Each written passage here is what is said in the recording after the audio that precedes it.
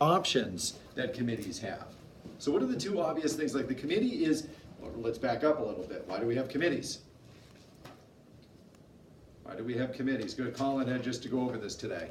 To divide the labor. We need a division of labor, because when you have a division of labor, what results?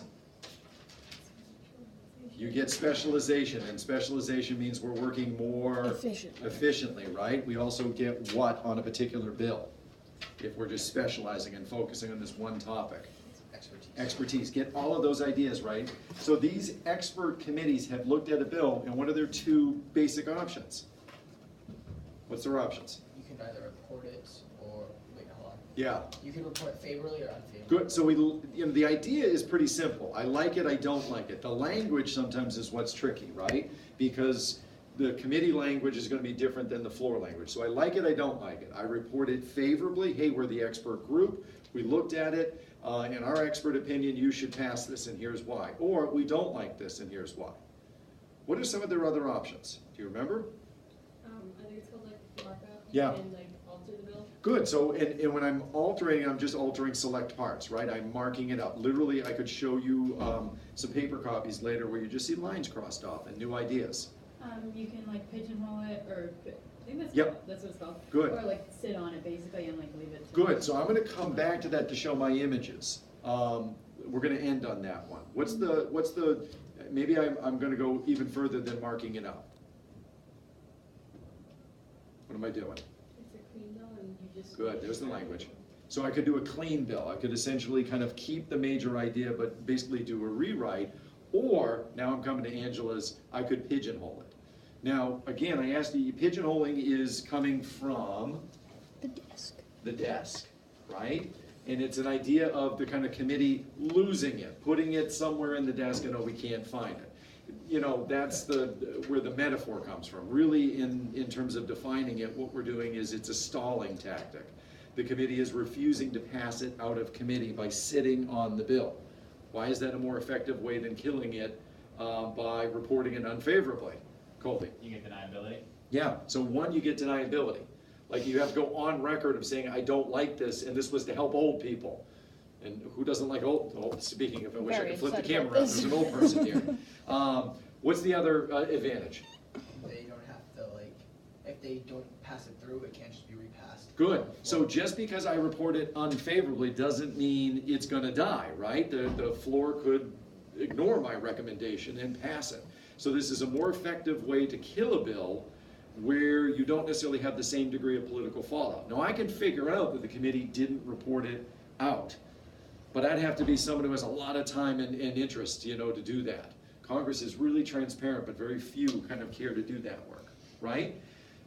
Is there a tactic if the committee is sitting on it though? Because I told you for every move, there's a counter move. The discharge petition. The discharge petition, right? And so what I need is a majority of the floor to say, hey, you know that bill that you're sitting on? We want it. Would like to do something about it, okay? So where again, I've had an idea that's been formulated, I've had a sponsor, co-sponsor, introduce it, it's gone to the committee, and the committee has done one of these 5 actions. Keep in mind, the committee is not the only expert group weighing in on it. There's other kind of places where we get information and expertise. So one source is the Library of Congress that they can go to.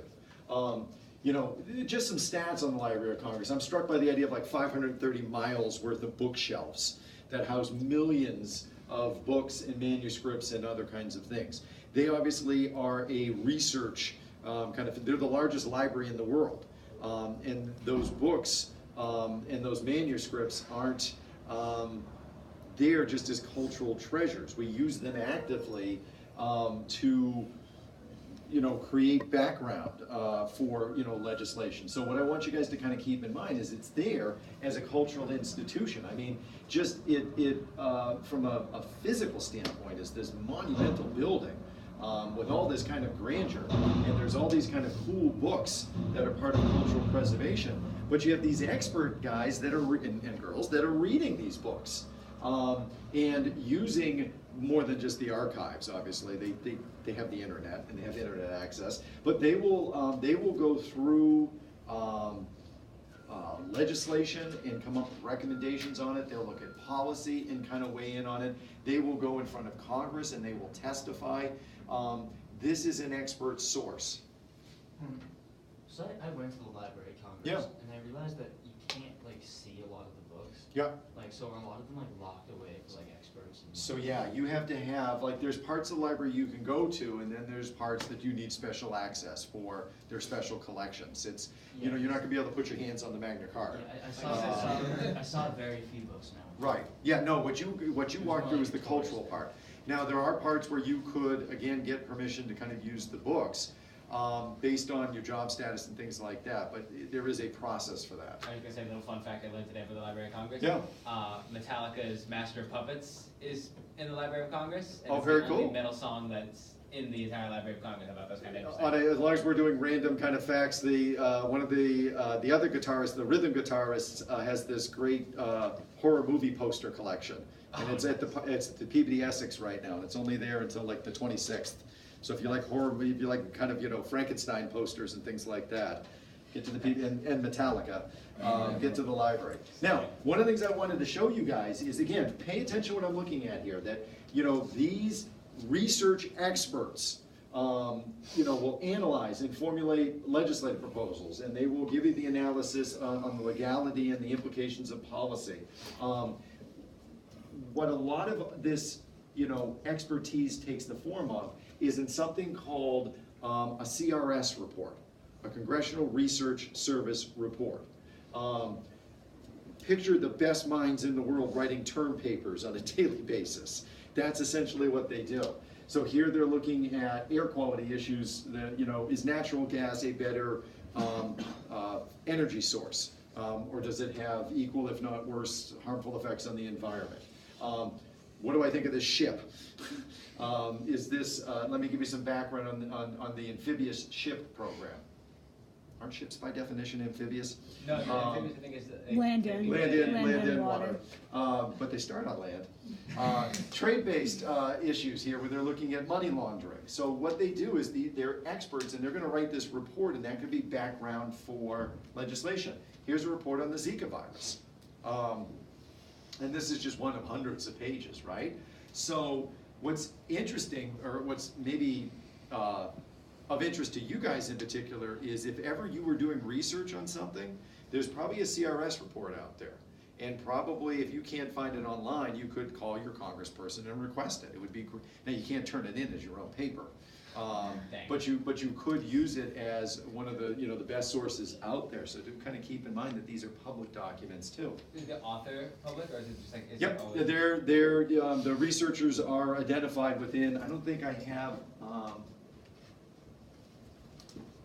yeah, so you see the names of the kind of the people here, according to their Library of title. Congress, Yeah, I Yep. wonder if you could do one of them like anonymously, like If as you a thought it was Congress politically person. charged or not, I don't Yeah. know. I don't know. I often was tempted to, like when I was doing my own research, like you can call and ask your congressperson for one of these. And, you know, if the issue is pressing enough, they might ask. Congress people can in turn ask, you know, the library itself to do, we want someone to look into this and give us a CRS report. And I always wondered if I could, you know, get a term paper out of that. Call my congressperson and have them call the Library of Congress. So our congressman probably gets like hundreds of, maybe like thousands of calls a day. Yep, Like, how do they deal with all those calls? Do they have like interns. Yeah, and I'm gonna get to that in a second. We're actually gonna get to that. The content of the calls don't entirely matter, the number of calls matter. And so therefore the congressman doesn't have to pick up the phone and make sure that, you know, you're feeling validated because he talked to you or she talked to you personally, but they are gonna kind of keep a tally. And I'll get to that in a second when I get to staffers, because staffers are part of the resources that you can rely on when you're formulating ideas about legislation, right? So I'm gonna use the committee, I'll use the Library of Congress and their expertise to see what they think of a piece of legislation. I'm gonna use the General Accounting Office as well. There's the General Accounting Office, and we're gonna also look at the Congressional Budget Office. And part of the, just like you have to keep Ways and Means and the Appropriations Committees separate, even though they seem to do kind of similar things, same thing with the GAO and the CBO.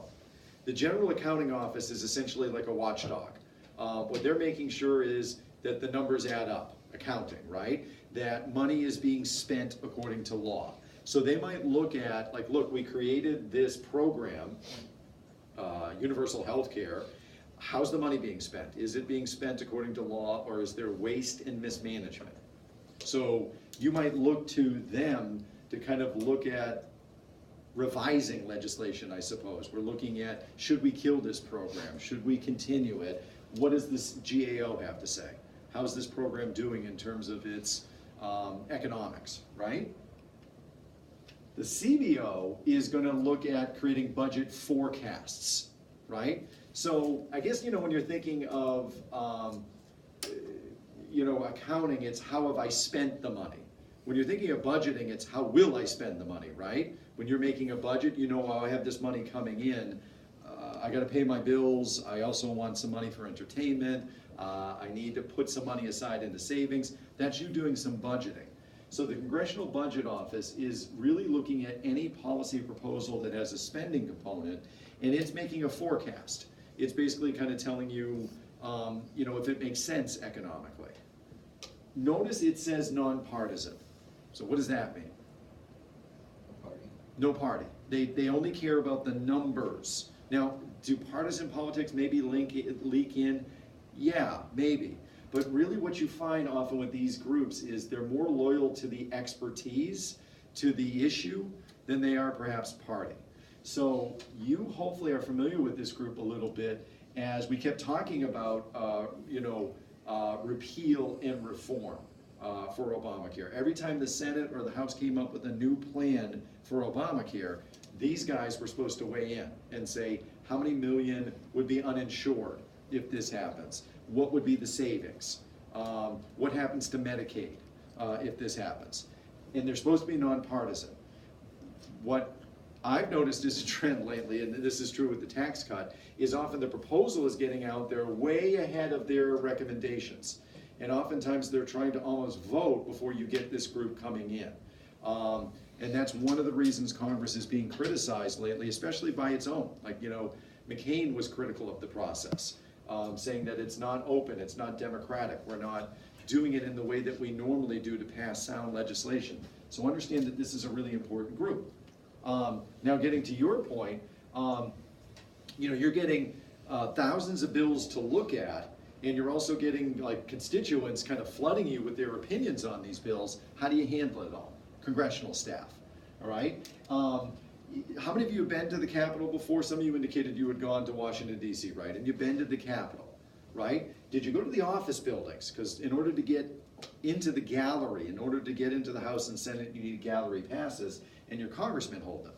If you've been there, it can be a little underwhelming, I suppose. You're meeting one of your representatives, and you would expect kind of some grandeur to the office. And really what it looks like is this sprawling kind of cube farm.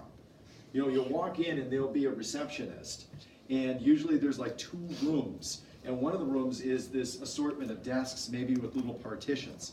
They've all got computers and C-SPAN going, and there's anywhere from 17 to 44 people that work for the representatives. But then the senator's office or the representative's office is nice and spacious and get all these photos and plaques and things that are supposed to impress you. This is a busy workplace, and the work is divided up. There are, first and foremost, there's the typical administrative positions. There might be someone answering the phones. There might be someone kind of keeping the calendar and the daily kind of schedule. And there's an administrative assistant who sounds clerical, but their job is to be in charge of all the staff. They're the most powerful person within this room. Under them are LAs, legislative assistants, and they're basically experts on particular policy areas. Under them are LCs, legislative correspondents. They, may kind of specialize in a particular area of expertise, and they're the ones writing letters back and answering the phone calls and the emails to all the flood of people coming in. And then there's also interns who get thrown, like, look, take a couple of letters for me, or go pick this up, right? So there's interns. That's me from way back when. And they did have color film back then, it just happens to be black and white. So what's interesting is as you guys again are thinking of, you know, going on to college and picking majors, if you are anywhere within, I will say the liberal arts in general, you better get some job experience. Because liberal arts really educates you, but it trains you for nothing specifically, right? And so you're gonna graduate with good grades, having taken a bunch of good courses, and you're gonna be super smart, and you're gonna have nothing but entry-level positions. So get your work experience when you can, and it starts, like if you're interested in politics, do they love free work. For me, it was even crazier because I took an internship for college credit. So I was paying to work for free. Does that make sense? Right? So I had to pay for the college class. And my first day on the job for this guy, he's Robert Mrazek. He was a representative from Long Island. You don't have to work for basically like who's hiring is how I kind of found my job. Not, I only want to work for this person or that person. But my first day on the job for him, I was handed a toilet bowl brush and told to go clean his fish tank. And literally that was my first day. And then I ran a bunch of errands and eventually worked my way up to writing letters. And going to committees and taking notes, thinking that always reading those, and they were just keeping me busy. They made me feel like I was doing things. But give me a summary on this bill and I would, and then no one would read it. So there are workplace opportunities, and really what it was for me to get exposed to kind of the workplace. Besides like interns, how much money would like the other people who So work that's make? so that's really good to kind of ask. They don't get paid much Yeah. relative to the other industries because there's so many people that want work here, and it is, you know, you're part of the public sector, which means less money. No money for Right? Yeah, we don't pay as much as the private sector. So that's another thing to kind of keep in mind. But you do get government benefits, right? You do get some good benefits typically, depending on what's what. So again, you guys are gonna do a bit of a web exploration, and what you'll see for each of these, as you kind of explore, is you can figure out salary. They'll kind of tell you exactly what the salary is with a lot of these, all right? So good questions on those. At any rate, to get back to Colin, your point, what's happening with these staff members is as phone calls are coming in, as letters are coming in, as emails are coming in, they are tracking it. And that is another major consideration when you're considering how should I vote on this issue. If you're getting floods of phone calls saying, we gotta get rid of bump stocks. Okay, you know, my constituents are calling and it is 100 to 1 to get rid of bump stocks. And I'm kind of seeing my re-election chances on the wall here if I don't vote with my constituents. That has an influence. You know, what may be maddening sometimes though is like, you know, in our own particular scenario, in a largely a blue state, you know, you calling your congressman is often like preaching to the choir, if that makes sense. You know, where they are on gun control or net neutrality, as you guys were talking about, or the other issues, is probably consistent with where you are, just in terms of where our political identity is. So oftentimes you have to figure out, how do I influence these other states that may be more with money and supporting a particular interest group? I feel like that wouldn't like calling Congress like wouldn't do a lot of it, because don't they tend to vote like with their party anyway, usually? Well, look at those numbers, and yes, they do. So they, but here's the thing. They're gonna vote with their party the majority of the time, about 2/3 of the time. They'll vote with their constituency about 80% of the time. So what you have to look for often are those issues where constituency may override party identification, assuming that they don't already line up. So if people get like, if they get like 1,000 to 1 calls like in Yep. favor of like keeping net neutrality, then Yep. they could change. It could, but again, it has to be like, you don't just call your congressperson. There's you can call the regulatory agencies. You can kind of let your voice be heard, and that is a factor. Is it a determining factor? No, but it is one of the factors that we weigh, right? Okay, by the way, just to kind of give you an overview, that is the Capitol, right? And then what you have, there's the Library of Congress, and then they have, there's the Jefferson Building and other parts of the Library of Congress. But what you have on this side of the House office buildings. So I worked in the one called the Cannon. And what they are these great big marble buildings with these honeycomb kind of, you know, there's these big hallways, and there's all these kind of rooms that are kind of like in a honeycomb sense, because you gotta fit 435 different offices in here, right? For the different members. And on this side is the Senate side. Each of them is named for a famous congressperson or senator. So it's the Rayburn, it's the Dirksen, it's the Hart, Russell. These are kind of famous individuals, and the buildings are named after them. So this is again where the staffers work. This is called Capitol Hill, and it's kind of you're really cool if you live here because you live on the hill. And you're a staffer, and you go to, like, there's particular bars you go to, like Wolf Feathers, and you talk politics, and you get paid nothing. But you think you're cool. Hunter Thompson said it was the worst place to be. I mean, he was in like the 70s. He's like if you're walking down the Capitol Hill, you have a good chance of getting stomped by the So, bandits. what is really interesting is this, Washington DC, when I went, was the murder capital. We were at the height of the kind of the drug wars, and there were some dangerous places you went, and essentially it was just south of the Capitol. What's happened since, and this has happened in most urban areas, is it's called gentrification. Young, upwardly mobile people want to live in cities because of all of the cultural opportunities and the kind of the coolness of it. And so eventually they kind of move into the edge of a neighborhood and start buying up the houses, and up come the property values, and it forces people further and further out. And so it's a social issue as well. Right. Like, where are the lower income people supposed to live, and are we actually addressing the problems of their neighborhood, or are we just pushing it somewhere else? Right. Are we helping with crime, or are we just saying, go have crime over there? I like this because it's next to a Starbucks and a chic restaurant, right? So once we've got all those expert groups to weigh in, we've had committees weigh in, we've had the GAO weigh in, we've had the CBO weigh in, we've had the Library of Congress weigh in, the staffers have done their research. We're finally ready to kind of put it to the floor and to a vote, but we got to schedule it first, right? Oh my God. You got to have a system to kind of consider. In any given Congress, there's anywhere from like 7,000 to 10,000 bills, right? Got to have a system for that.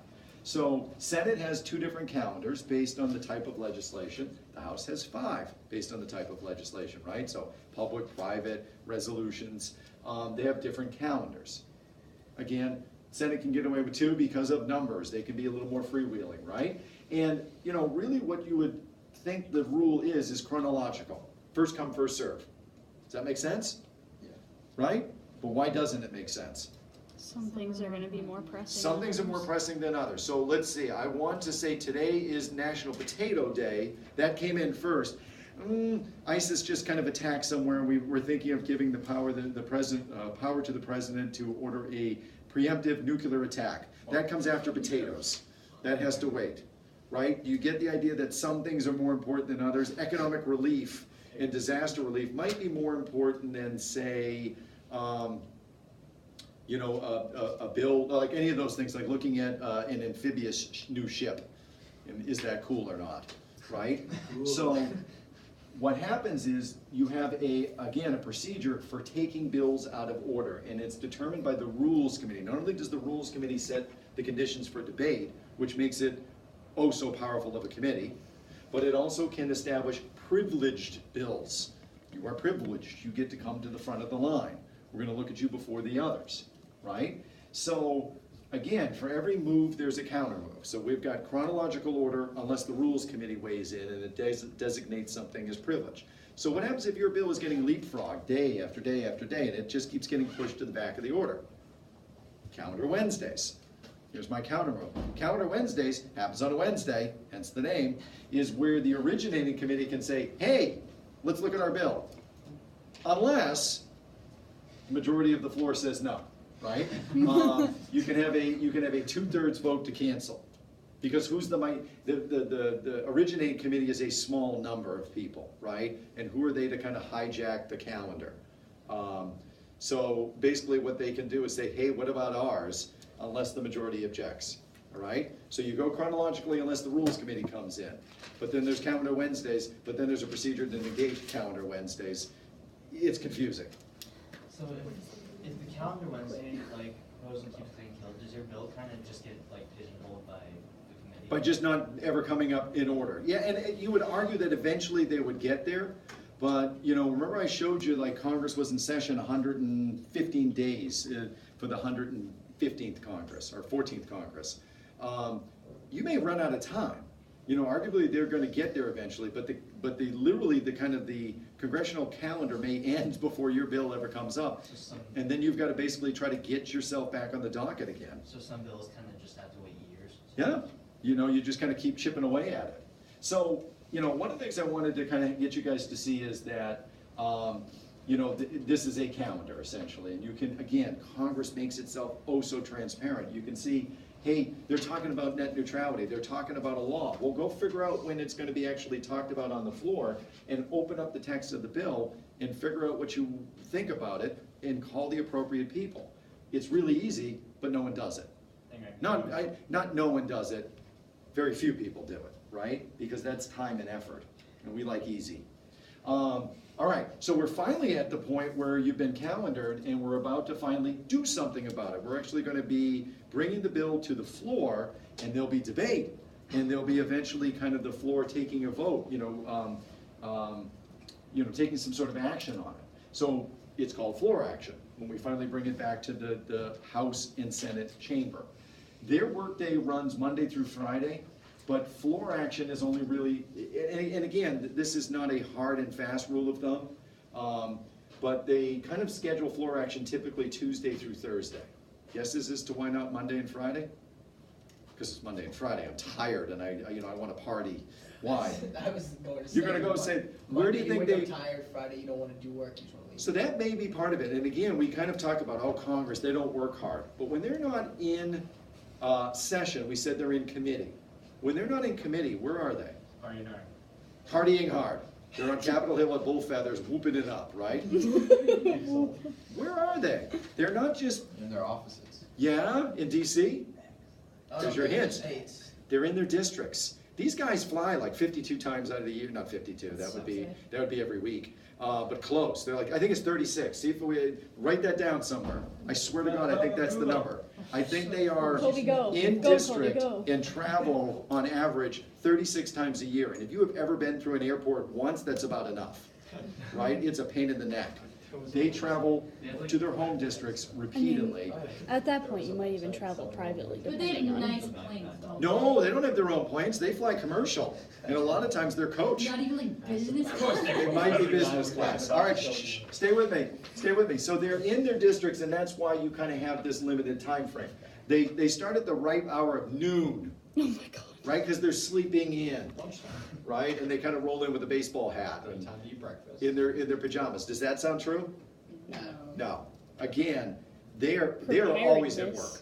So even when they're out somewhere socially, it's not social. It's about constituent service. It's about getting kind of contributors to give them money. It's about showing, like, there's this great clip about a congressman going to a hockey game, and essentially he's not at the hockey game. He's got to every 2 minutes get up and do a lap and shake hands and kind of, get some FaceTime with people. So keep in mind, while this looks like the world's laziest of schedules, because they're only working 4 days a week and it's noon to 5, you will see that when they're not here, they're in committee.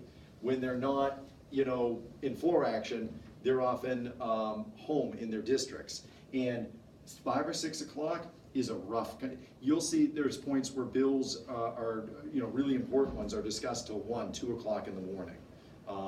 It's a grind.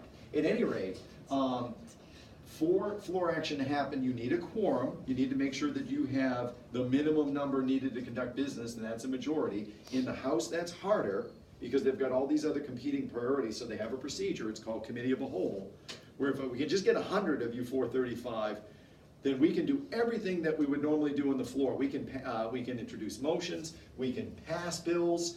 We just need eventually to get everyone else to verify it. So it must be improved by the entire House, but it streamlines some things. So, question, so you mentioned there's all very, this whole thing is very standard procedure. Is there a dress code that they have to follow, or can you just roll into the house with a Supreme hoodie and pajama Well, pants on? that's a good, so again, when you guys saw Talks like the really clips good. of the Congress people talking to each other. Right. And they were disagreeing in strong terms, but there were rules of civility. There were rules of, you know, there was another clip I was gonna show you, and it was Al Franken, and then Al Franken just went ahead and became the next person to harass. And I said, well, I'm not gonna show that clip then. But he was calling out Ted Cruz. But Ted Cruz wasn't in the room, and so there was another senator taking objection saying, and in fact it was, his name will come to me in a second because he's a whip, was saying, I take exception. You're disparaging a fellow senator and he's not in the room. The rules really matter to them.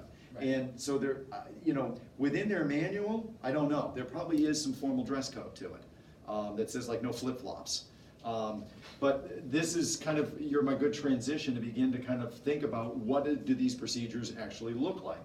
And what you guys picture is the chamber kind of full with, you know, people standing up in a lectern and introducing things. And here's, you know, so here's Harry Reid, who's this? Mitch McConnell, the two opposite sides kind of standing up here, point, counterpoint. There's Marco Rubio in the background kind of listening. There's the people presiding. We picture this. As Mississippi's chief election officer, I firmly believe that House Resolution 2, the motor voter bill, will be effective and safe. The fraud issue that is being raised here today is the biggest fraud in this entire debate. I yield back my time. Person to yield the time. Chair recognizes the gentleman from Texas. I move the previous question. Gentleman from Texas, move the previous question. The question is on ordering the previous question. All those in favor say Gets a little yea, all confusing. those opposed say nay. All those opposed nay. Mr. Speaker, It is the opinion of the chair that the ayes have it. Mr. Speaker, I object to the vote on grounds California, why do you quorum is not rise? present. Make a point of order. Quorum is not present. The gentleman from California objects to the vote on the grounds that a quorum is not present and makes a point of order that a quorum is not present. A quorum is not present under the rule. The yeas and the nays are ordered. Those in favor of ordering the previous question will vote yea. All those opposed will vote no. Members will record their vote by electronic device. Pursuant to clause 5 and rule 15, the chair announces that he will reduce to a minimum of 5 minutes the period of time in which a recorded vote, if ordered, may be taken on the question of adoption of the resolution if a previous question is ordered. Gentlemen and members of the body, you have 15 minutes on the first vote, 5 minutes on the next vote. Clerk will open the machine.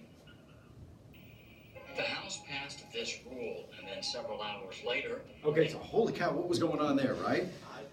So what you see is someone kind of giving their opinion on it, and then they call for a vote, and you hear a voice vote. And the other guy stands up and says, wait a minute, we don't have a quorum. If we're gonna vote on this, I want an electronic vote. I wanna see everybody kind of on the record for this. And so this is what you may picture, where, you know, we've got people actually kind of debating things, and there's actual kind of, there's an actual presiding officer, and they're using kind of parliamentary techniques to make sure that kind of voting is open and fair in public, right? And Congress gets a lot of work done this way. So here's a page that says, man, look at all these bills that they passed. You know, they had 40 minutes of debate, and then they passed the bill, and they had 40 minutes of debate, and then they agreed to it without objection. This is what you picture, but in reality, it often is something different. What you have to realize is, C-SPAN has a camera and it points one way. And if it were to pan the other way, you might catch something else. And a lot of times, what you know makes the news is the points of actual debate versus, you know, this kind of nonsense. C-SPAN 2, which shows you the other And their picture is here, and that happens to be my daughter and her family of 6. And at that time, they got a lot of attention. Actually, got a lot of national attention. And in case we have forgotten, because we keep hearing that 2014 has been the warmest year on record, I asked the chair, you know what this is? It's a snowball. Huh? And that's just from outside here. So it's very, very cold out, very unseasonal. So here, Mr. President, catch this. Where'd it go? That's what I was He threw it to the presiding officer. We hear Did you catch it? a headline, 2014 has been the warmest year on record.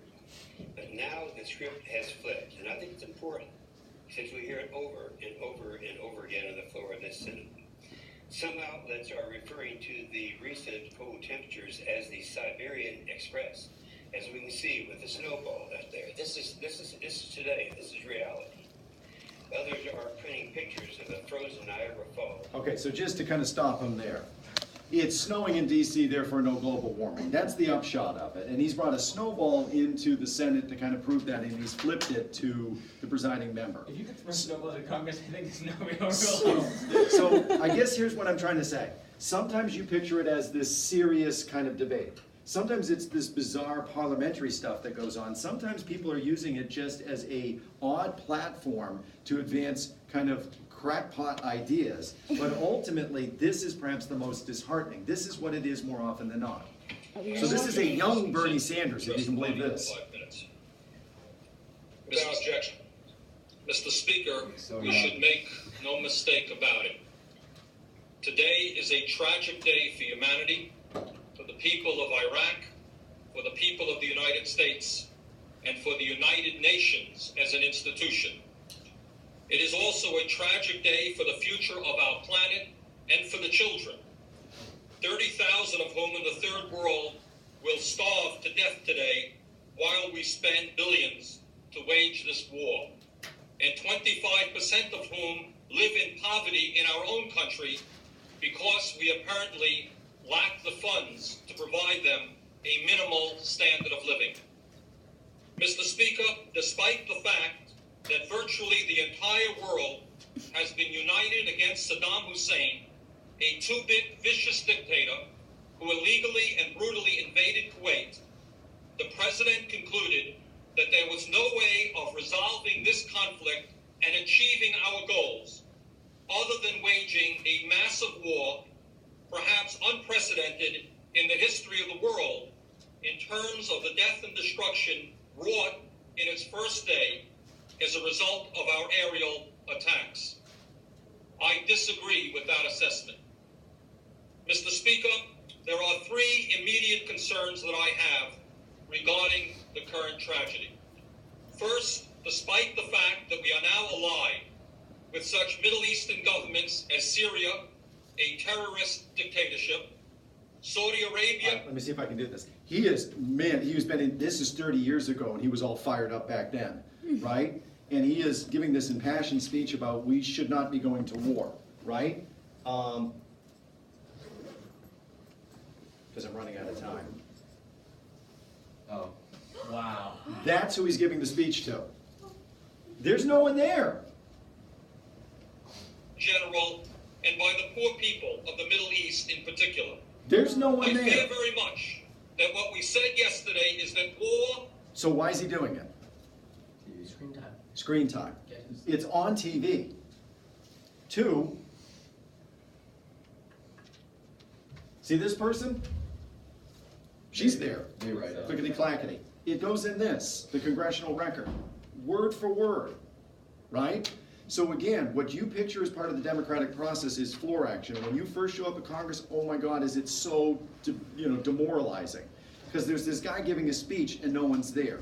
Or a member is asked a question in committee and literally wandered out for the answer. And it's not because they don't care, it's because it's not efficient, right?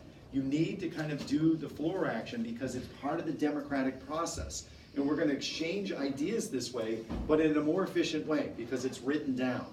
All right? I wonder if the camera got flipped more often, if people What would show happen? up Would more because of, people feel like, oh, I better go in chamber? because it's gonna start to look bad when Yeah. people realize I that mean- like that being such like a He's got the moral high ground there. important That's issue. powerful. If no one's sitting there listening to him and people knew that no one was sitting there, I feel like that would Yeah? But the Quite- death and destruction Sorry, caused will I'm not not, in trying my to- I opinion, didn't see the one. That looks bad. that looks That really looks bad. bad. It looks like, what It if this looks like was- nobody What if I cared. flipped this camera right now, we panned it around and there was no one there, I right? mean, Your students You would might look not feel bad. great. Say goodbye to Allie. Bye,